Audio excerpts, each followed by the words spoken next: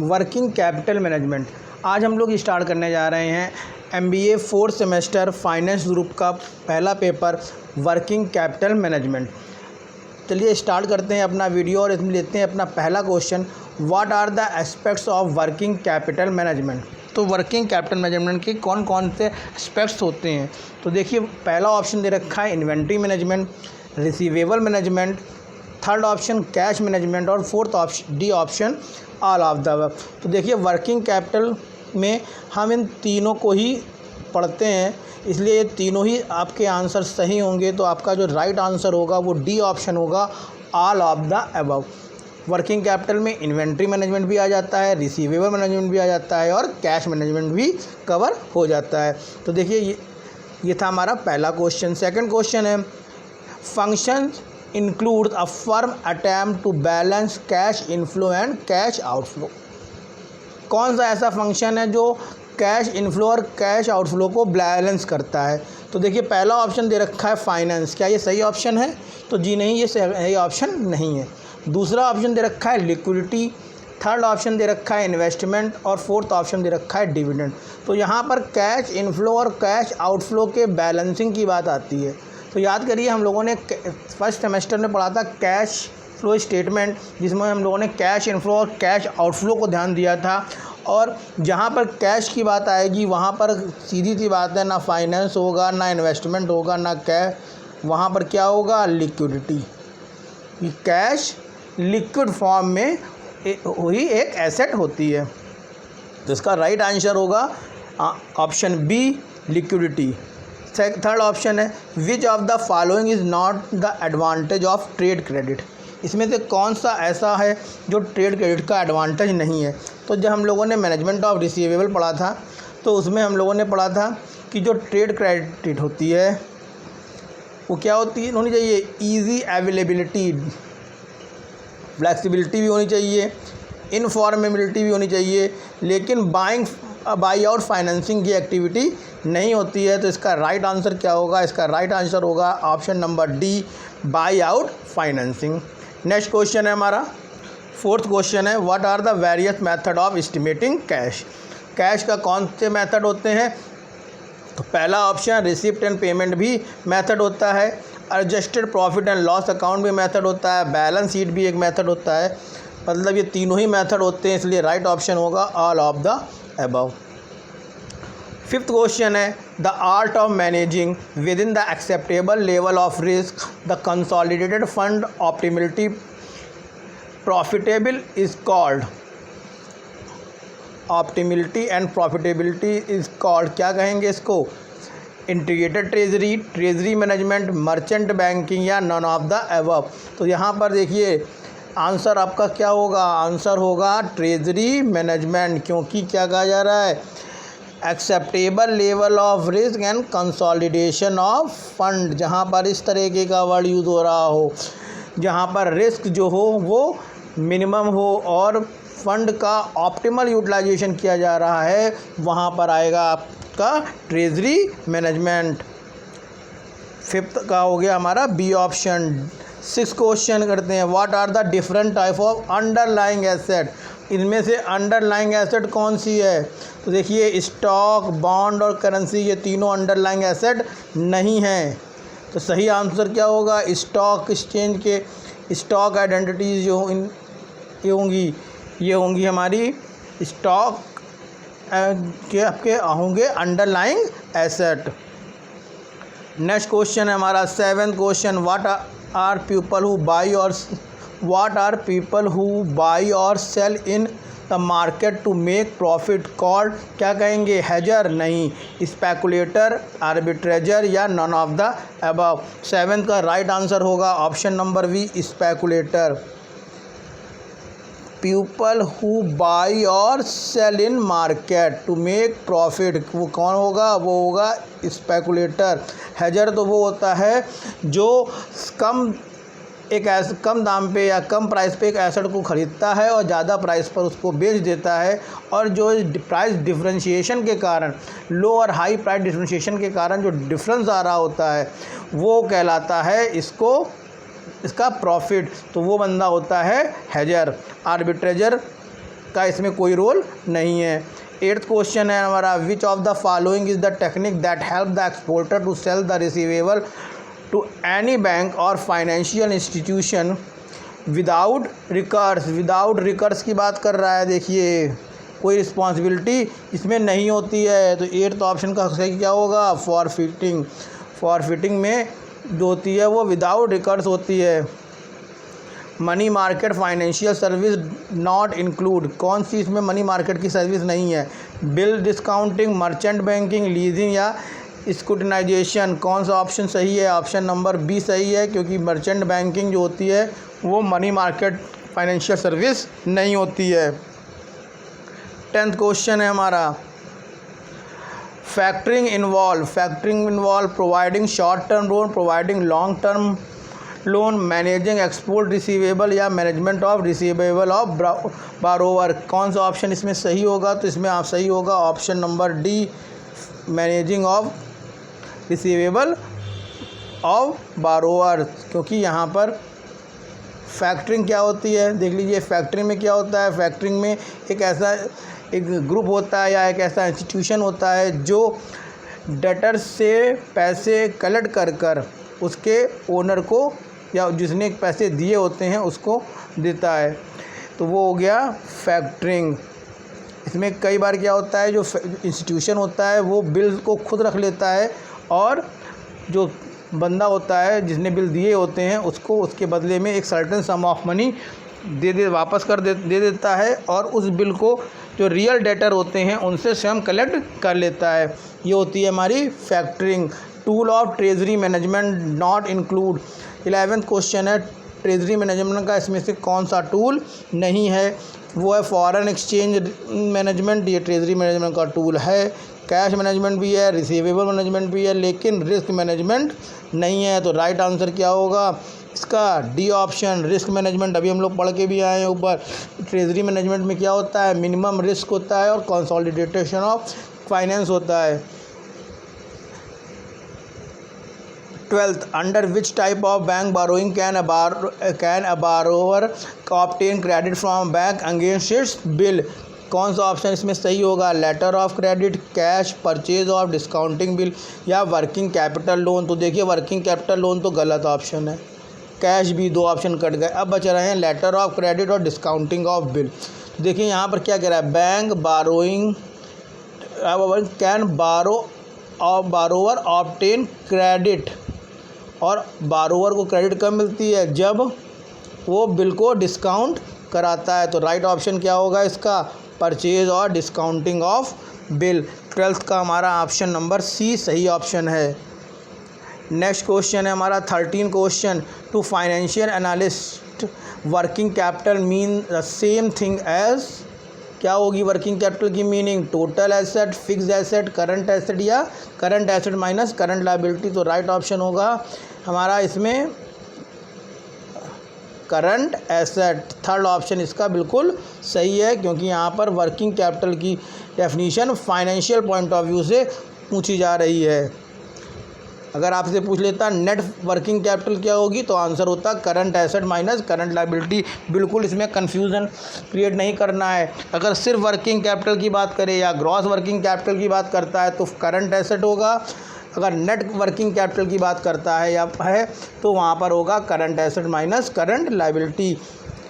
Next question क्या है, which of the following would be consistent with the aggressive approach of financing working capital. चलिए इसको समझने से पहले एक बार हम लोग समझ लेते हैं कि अप्रोचेस कौन कौन सी होती हैं। तो वर्किंग कैपिटल की कितनी अप्रोच होती हैं, वर्किंग कैपिटल की कितनी अप्रोच होती हैं, 3 अप्रोच होती हैं। कौन कौन सी अप्रोच होती हैं, 3।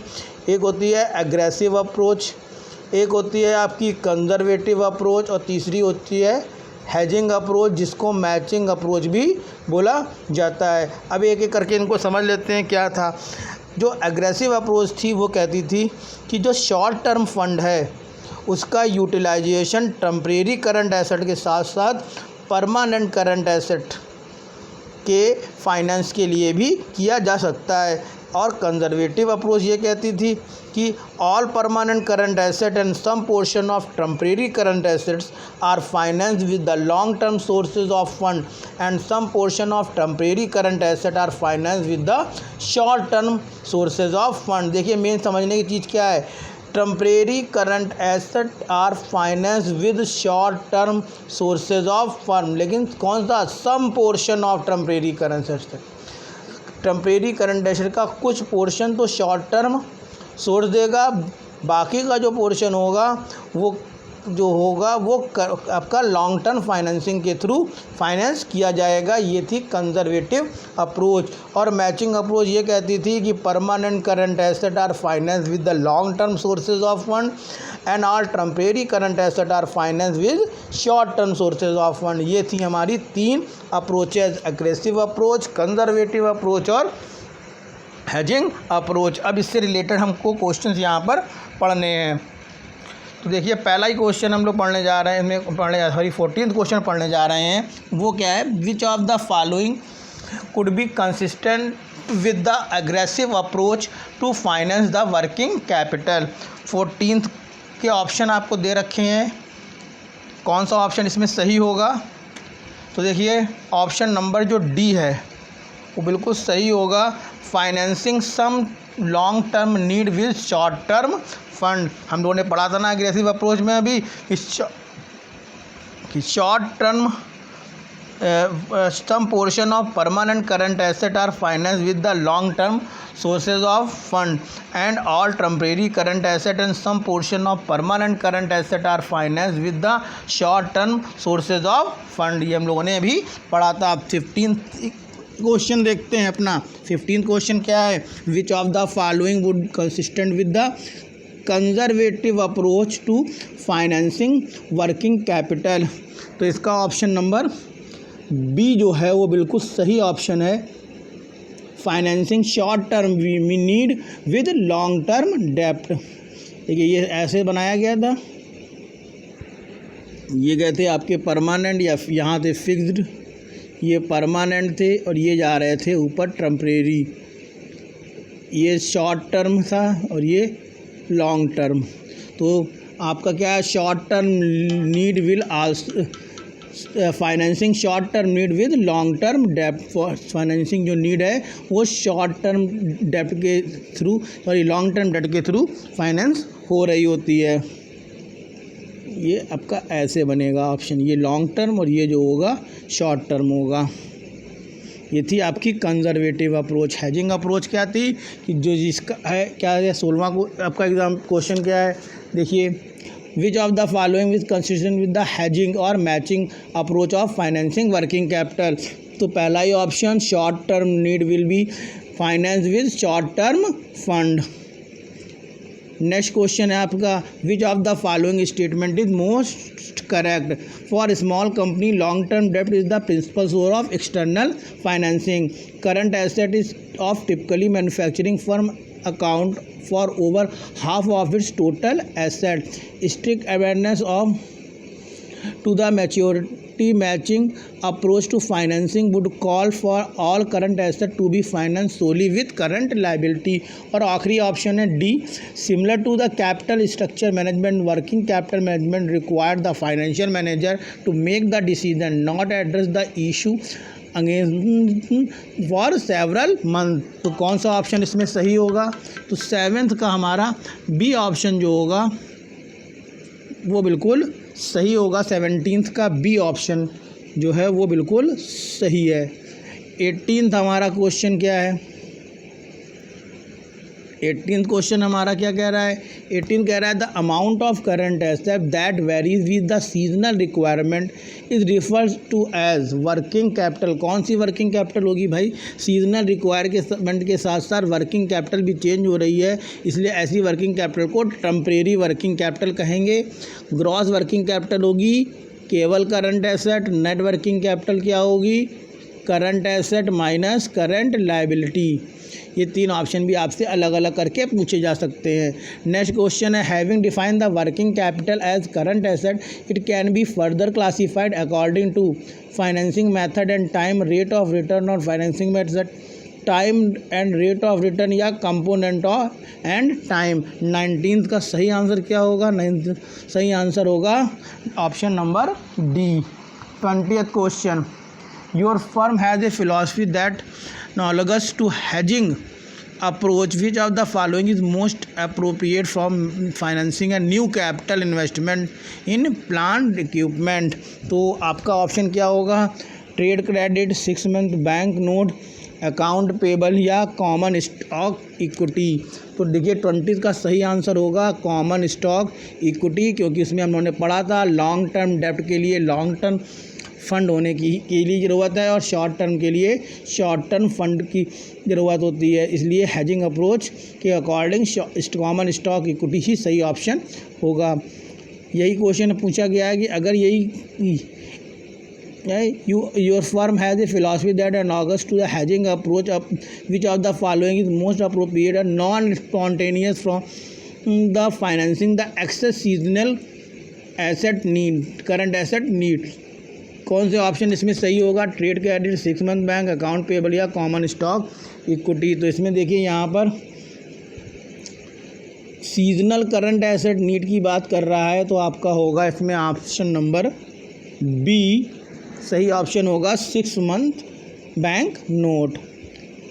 नेक्स्ट क्वेश्चन है हमारा, under A conservative financing policy a firm would use long term financing to finance some of the temporary current asset that should the firm do when the temporary current asset cause the total asset to fall below the total long term financing। क्या होगा option इसका सही? Invest the excess long term finance in marketable security. सही answer तो इसका यही है। Next question है हमारा 23, which of the following statement is current for the conservative financing policy for a relative to a former aggressive policy. 23rd का कौन सा सही होगा? A option, the firm use long term finance to finance all long term current asset.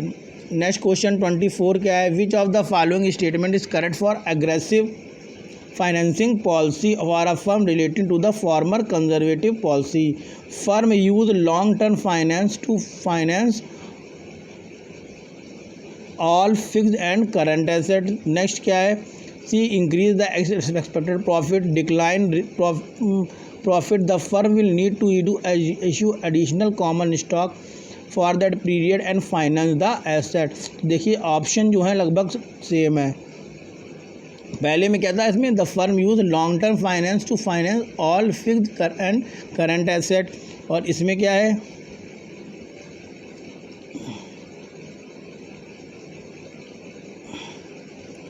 इसका answer क्या होगा 24th का? तो 24th का जो सही आंसर है वो आंसर होगा B, the firm will see an increase in expected profit.